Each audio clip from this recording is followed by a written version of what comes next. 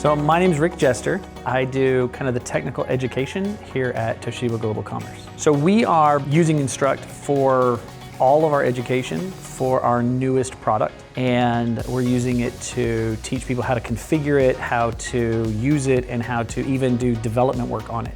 People learn best by doing. And so as people are trying to learn a new product, if all they have is a document to read or some video to watch, then they're always going to be questioning whether or not they understood it.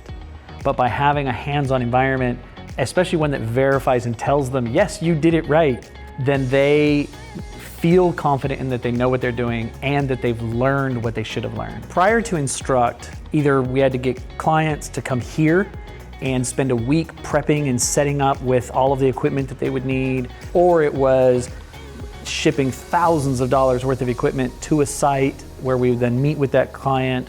A lot of money, a lot of time, and it wasn't always kind of reusable easily. And then moving to Instruqt kind of got rid of all of that. Learners, one, can learn whenever, wherever they are. They don't have to come here, we don't have to go there.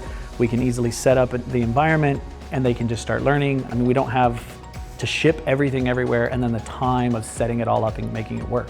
We know it works because if it works here, it'll work everywhere because it's in the cloud.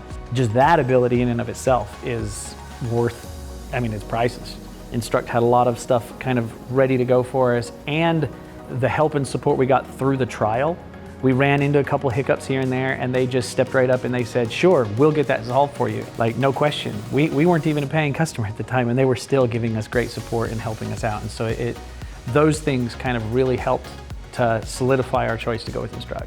Basically, all of our education will have some Instruqt component. Everything we're looking at, we are trying to see how can we leverage that hands-on learning without having to make people travel the world, right? And our goal, like I said, is anything that can utilize a hands-on opportunity, we're gonna get it into Instruqt.